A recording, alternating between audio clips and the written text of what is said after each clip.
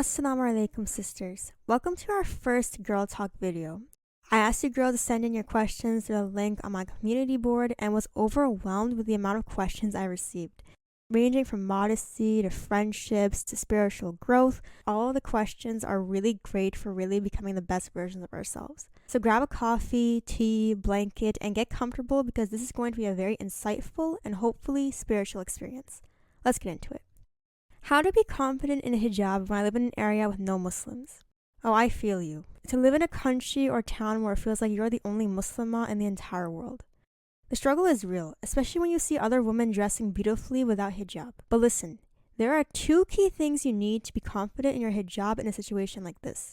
First, look put together, but not fashionable. Wear your hijab correctly, but also allow your entire outfit to be appealing to you within our Islamic standards. For example, take the time to iron out your outfits or clean your shoes. Take the time to dress well and wear clothes that you love. I personally love wearing jumpsuits with a flowy cardigan. Spray on your favorite body mist, all of that. Because when you look good, you feel good. Your confidence starts with how you present yourself to the world. And that doesn't mean following fashion trends, but looking put together in a way that reflects the taste and values you have chosen as a Muslimah. And this will skyrocket your confidence. The second thing is, understand this is only a test. This won't change the fact that you will see many beautiful women in your area looking absolutely fabulous. But I want you to understand, all of this, us women covering our beauty, is a test for the afterlife, Jannah. And how in the afterlife, we won't wear hijab anymore. The clothes you see in this dunya that you can't wear in public, you will be wearing clothes that are infinitely more beautiful in Jannah. Another quote I like to think about is that, why wear jewelry with your hijab? Well, you will be wearing the most drop-dead gorgeous jewels in Jannah. In the Quran, Allah promises eternal reward for those who remain steadfast in this life. Remember, wearing the hijab now is a form of purification and spiritual discipline. And in the afterlife, Allah will grant us endless blessings beyond what we can imagine. Keep your eyes on that eternal reward, and know that your efforts in this world will be worth it in the next. I don't live in a Muslim country and my best friend is Christian, but I would love to have a Muslim best friend to pray with, learn with, do things with. What advice would you give me? I don't have any Muslim friends. I've been encountering ones who either judge too much or gossip or make fun of other girls. I would advise you to go and attend the mosque more often, specifically during Jummah, as I usually see many Muslim women at least make an appearance during that time. Or see if your mosque has sister-only events and attend them. I know how when you live in a non-Muslim country, it may seem like you're the only Muslim, but then you go to the masjid and a bunch of Muslim sisters come out of hiding. Try to talk to a few girls over there and try to spark a connection. You're both Muslim sisters who go to the masjid to pray. I'm sure you could find somebody who's like you in a way. Ask Allah to grant you a righteous friend who will help you grow spiritually. Trust that Allah knows your heart's desires and will bring good companions into your life when the time is right. Inshallah, through patience, prayer, and seeking, you'll find that Muslim sister you've been longing for. How to keep a balance on being gentle yet firm, like standing up for our rights or anything like that. So take this approach with how it is on gentle parenting. You are someone who is very approachable and open to understanding, but you also have clear boundaries and expectations. You'll always listen to your child's needs, but when they cross a line, you are firm in letting them know. But you won't yell or scream about it, because the goal in being firm is to make sure you communicate why a certain thing is important. So let's say when you want to stand up for your rights, we can look at a scenario when you're at work, and a colleague keeps insisting that you join them for lunch at a non-halal restaurant, even though you explained your dietary restrictions. So first, acknowledge their perspective. I appreciate your invitation. I understand you want to include me in your work outings. Then reaffirm your stance respectfully. However, as a Muslim, I have specific dietary restrictions, and it's important for me to eat halal food. And then be firm without anger. I'm happy to join you all at places where I can find halal options, but I won't be able to participate in meals at non-halal restaurants. And then offer an alternative, if possible. Maybe we can find a restaurant that accommodates both of our needs. I still love to spend time together. So you see, in this scenario, you stood up for your religious rights, remained calm, and offered a solution. But you're clear about your boundaries, ensuring that your values are respected. And you know what? If a person still won't listen, then don't let your anger take over. Just walk away and do what you need to do. Remember, don't worship the feelings of others. Best way to be a modest girl, how to have haya everywhere, and how to dress modestly. Haya comes eternally, from within. It all comes down to cultivating a heart that keeps Allah in mind in whatever you do. Before you do something, always ask yourself, would Allah be pleased with this? Your modesty will come across more naturally in conversation, deeds, and appearance. The more you practice this awareness, the easier it becomes. Ideal modest clothing in Islam is loose-fitting, cover-up friendly, and doesn't draw attention. Because you are preserving beauty for those who are lawful to you and out of respect for Allah's laws, not showcasing it for the world. When you wear hijab, you make sure it covers your neck, chest, and hair. Speak politely and with respect. Don't flirt or be obnoxiously loud. Speaking with dignity is what the Prophet Muhammad, peace be upon him, taught, especially for women. Steer clear of unnecessary socializing with men and present yourself with decorum and professionalism at all times. Respect the limits in line with Islam. Same thing with social media. Take care of what you share online. Make sure your images, words, deeds are modest and authentically reflect your identity as a Muslimah. And lastly, be self-assured. Being modest doesn't mean being weak or fearful. Knowing that you are carrying out an order from Allah, have faith in your humility, accept it with honor, and whenever you feel stuck, always look to the amazing women of Islam, who teach us everything we need to know about modesty. If Islam is a reality, then why are there many religions? And if Allah loves His people, why make them non-Muslim to lead them to hellfire? Why does Allah make us suffer? Okay, let's break this down, starting with the questions one by one. Allah created humanity with free will and a capacity for choice. Since time, Allah sent down guidance through a series of prophets and revelations, with the final revelation being the Quran. However, because of free human will, many people alter the original message of previous prophets, leading to the birth of other religions. In Surah Al-Baqarah, Allah says, "There is no compulsion in religion," meaning that He allows people to choose. Islam acknowledges that people will have their own thoughts and opinions and beliefs, but it calls on them to seek the real truth with sincerity, to really look at what it is that you believe in, and find out if it makes sense with the actual truth that lies in your heart. Those who search for that truth and are guided will inshallah find the straight path. Now, if Allah loves people, why make them non-Muslim to lead them to hellfire? In the Quran it says, "We never punish until we have sent a messenger." This means that Allah always gives every person opportunities to be guided. The fact that someone is not born into Islam does not automatically mean they are going to hell. Allah judges people according to their circumstances, intentions, and deeds. He is Ar-Rahman, the most merciful, and Ar-Rahim, the most compassionate. You and I can never say for sure if someone is going to hell. Despite what you see in people in your own life, Allah will judge them based on their situation, deeds, and sincerity. And we don't know what that is. And of course, Allah always sees if a person actually knows what Islam even is. We cannot assume someone's fate. That is for Allah to decide. Allah loves us, and most of all, He knows better than we do. What if someone had been born into a Muslim family, grew up as a Muslim, but instead they turned out to be bad because of their living environment or something else, and maybe losing their faith?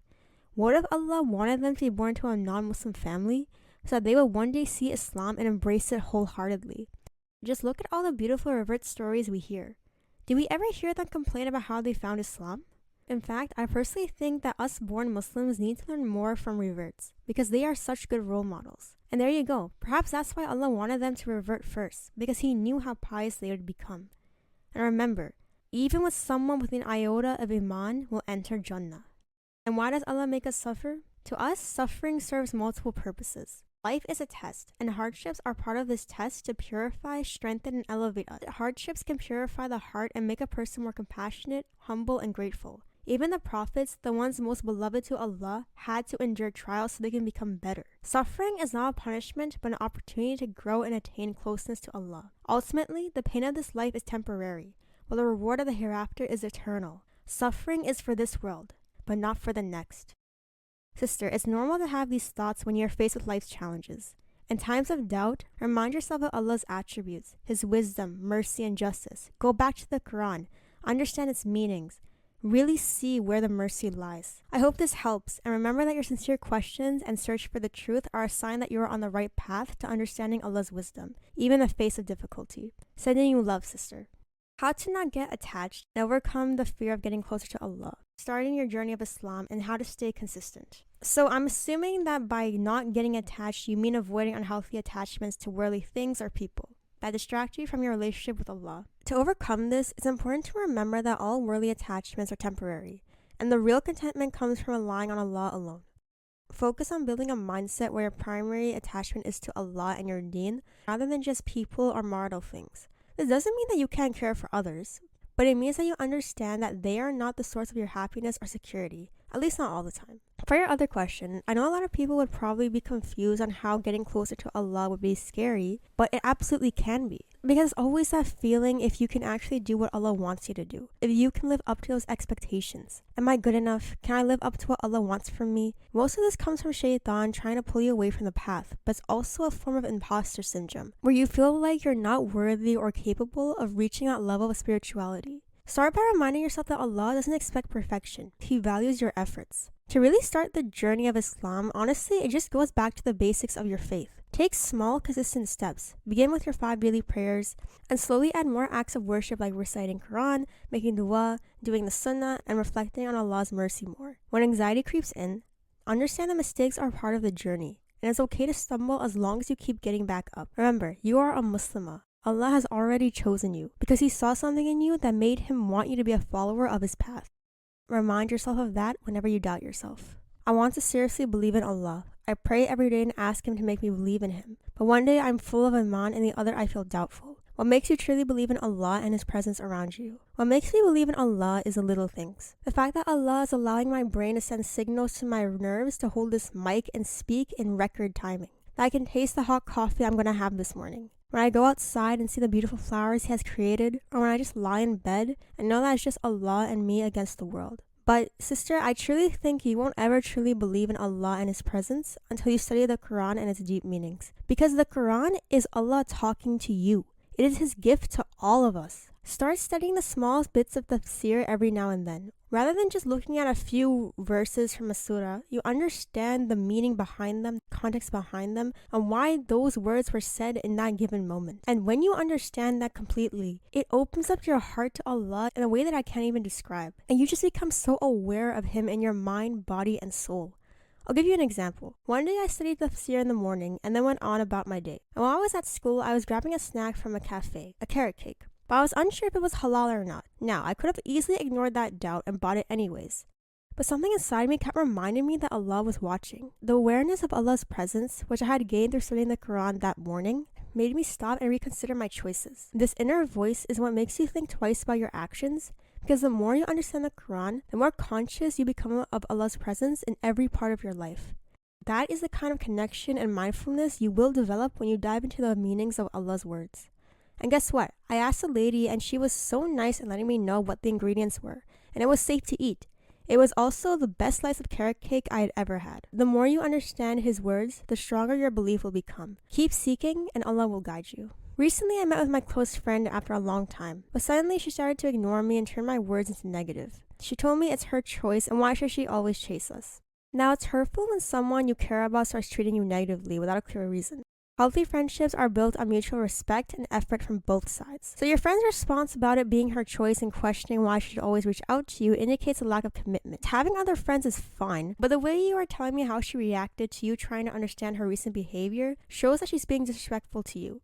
Since she is your close friend, I would suggest trying to talk to her again. Maybe go out on a cute coffee date and specifically emphasize how you didn't appreciate the way she talked to you the last time, and that having other friends doesn't mean she can just ignore you or twist your words. If she still blows you off the second time, then unfortunately, I would recommend for you to distance yourself from her. It's a sad thing, but you can't be friends with someone who devalues you and makes you feel more upset than happy. In that case, I would say to try and make new friends or stick to the close friends you already have and make dua to Allah for guidance and support. Sending you love, sister. As a teen myself, it is okay to read novels that are not bad romance or something, but they are spiritually connected. As a teen, and since you're growing, you should be mindful of what kind of content you consume.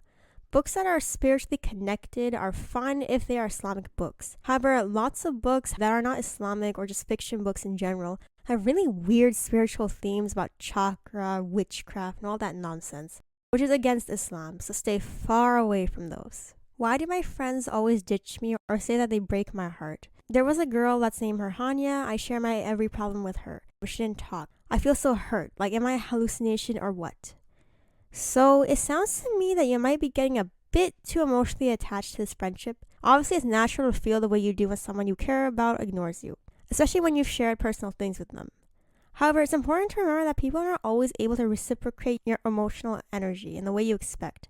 Hanya's behavior might have nothing to do with you personally, but the way it's affecting you suggests that you may be placing too much emotional dependence on her. So considering what you've told me, have you tried asking her what's wrong and why she wasn't talking to you that day? If she has since been ignoring you, even when you try to talk to her, then it might be a sign that the friendship isn't as balanced as it should be. It may be best to take a step back, focus on your other friendships, and surround yourself with those who value and respect you. It sucks, but sometimes that's the truth. Now, as for why your friends always ditch you or end up being bad friends, it could be a mix of different things. Sometimes people grow apart, or their priorities change.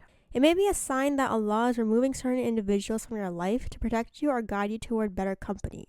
Continue to make dua for righteous companions. And remember that those who you love for the sake of Allah are the truest friends and the ones who remind you of your deen. Your worth and happiness should not rely on anyone but Allah, as He is the best of planners and knows what's best for your heart. How to manage social media such as YouTube, Instagram, or anything else with studies, and how to manage my time. The best way to manage social media is to set up app timers on your phone. Usually your phone has this feature down in the settings, but you can also download an app that helps you do that. It's also a great way to see how much time you waste on these things. Personally, when it comes to studying, I like to have social media be a little reward after doing a study block.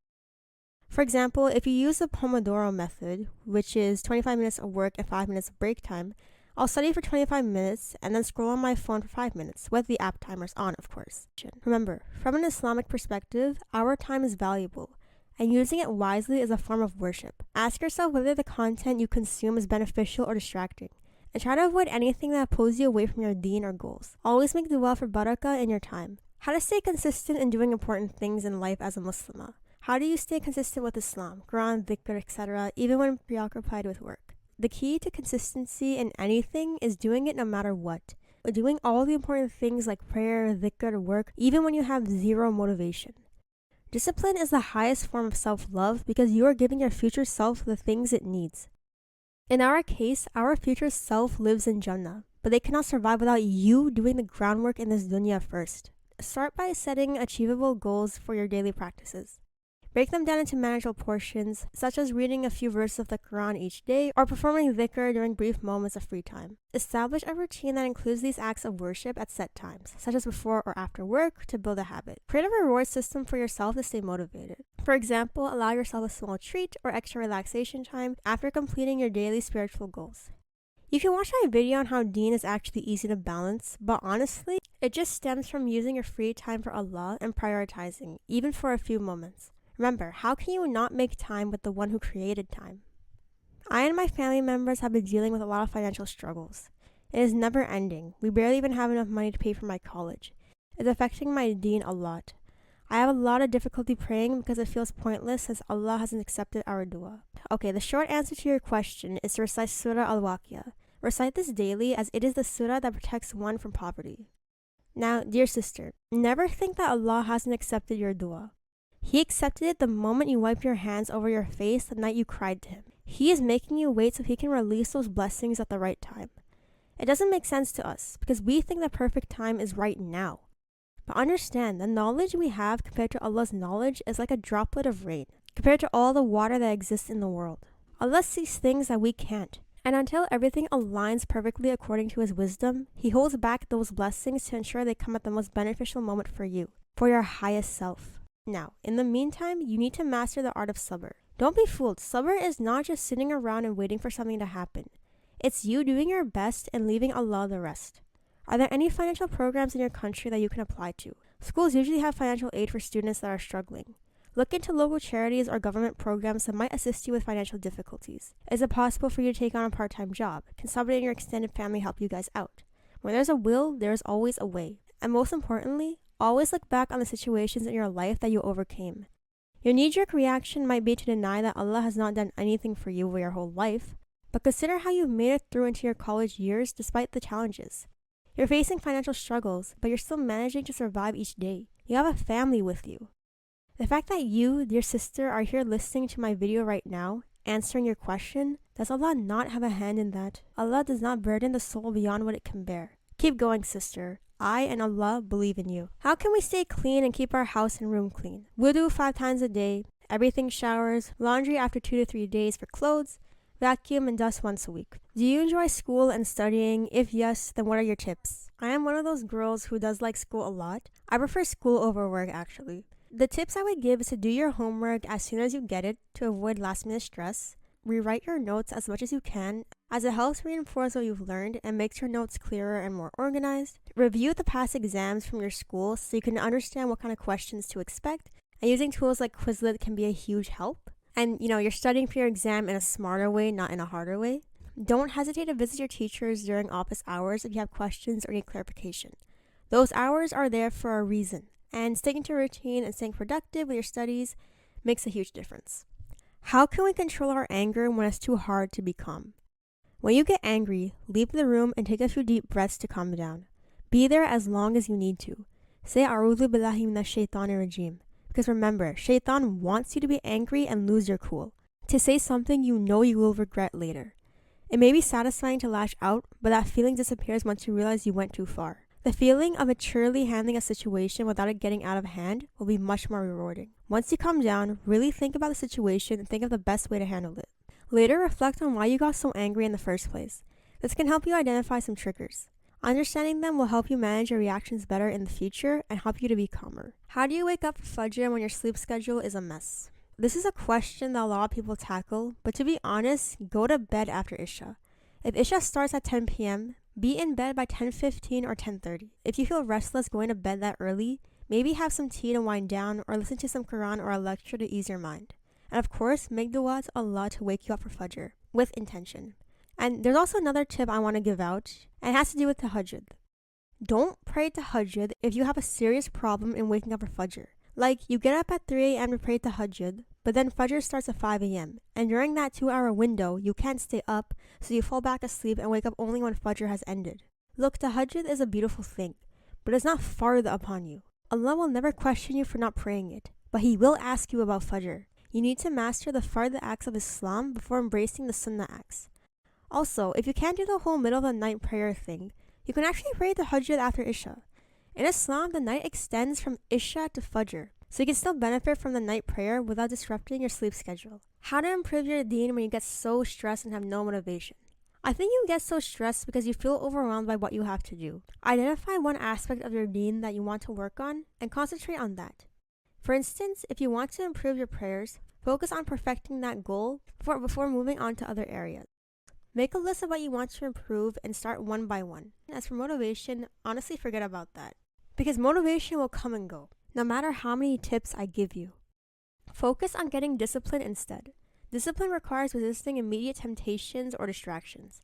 Practice saying no to things that interfere with your goals. Keep track of your progress regularly. Review your achievements and setbacks to help you stay accountable and make necessary adjustments. How to deal with unwanted desires. I think the first thing you can do is recognize that these desires are a part of human nature, and there's nothing shameful about it. Identify why these desires come to you in the first place. This will help you identify where they come from, so you can better understand how to lower them. Make sure your social media is also very clean. You don't have any saved posts of any attractive men or anything inappropriate. Shift your focus whenever these thoughts arise. Replace those moments with productive activities. Going out for a walk, picking up a hobby, or reading something beneficial. Keep your mind busy with things that draw you closer to Allah.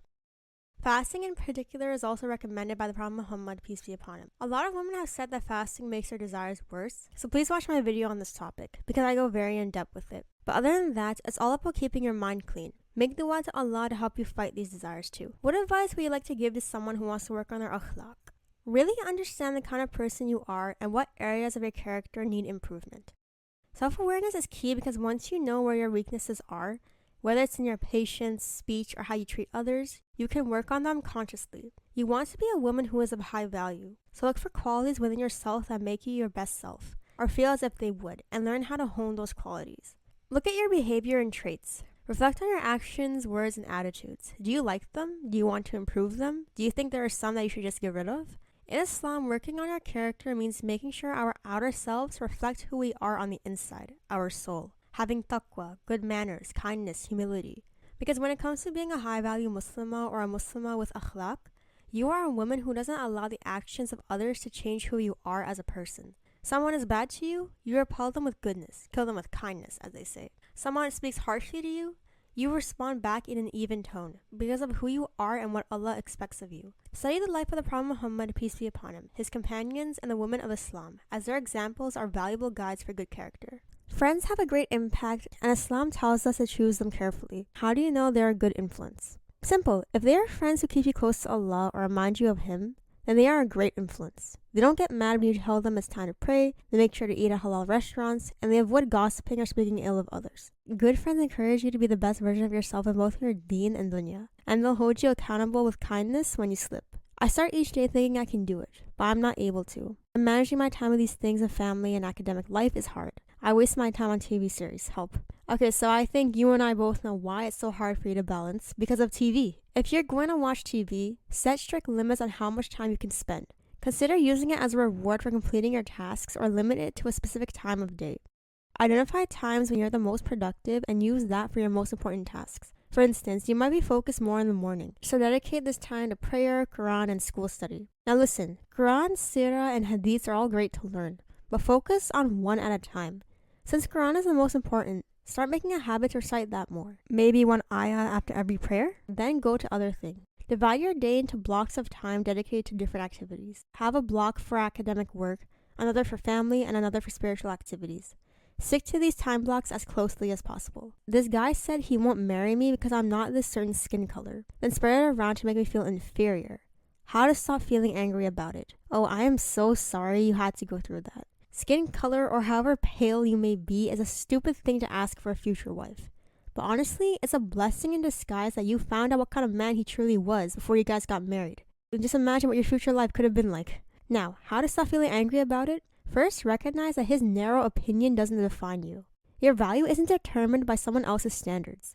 Second, remind yourself that this rejection has nothing to do with your worth as a Muslimah. It's more about his flaws in understanding and appreciating true beauty, which is in the soul, character, and taqwa. And you're angry with him?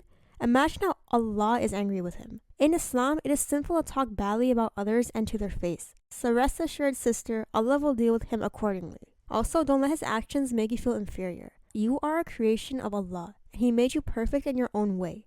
Embrace that. When the anger arises, turn to Allah and ask for peace in your heart, and that He grants you a spouse who will love you more than you could ever imagine.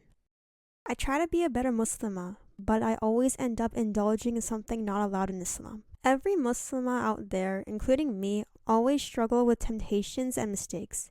Even the most pious that you know will fall short at times, and that's what makes us human. But to really improve and be the best version of ourselves and be that ideal Muslimah, it's up to you to find out why you keep going back to that sin, or multiple sins. Self-awareness is the key to breaking any bad habit. Ask yourself what triggers this sin. Is it certain people, environments, emotions, things that distract you? Once you identify the cause, you can fully commit to finally breaking free from it. Do you watch bad movies and TV shows? Then cancel your subscription.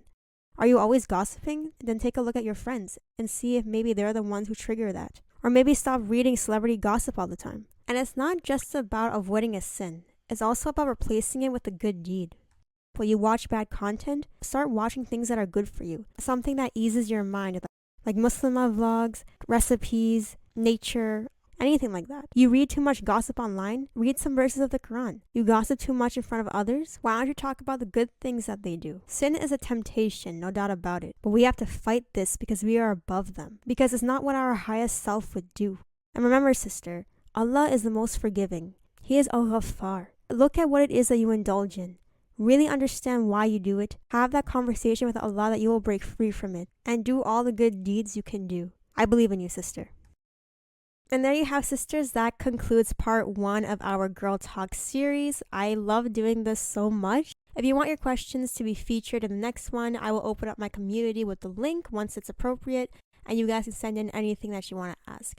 Thank you guys so much for trusting me with your questions. I love you guys so much, and assalamu alaikum.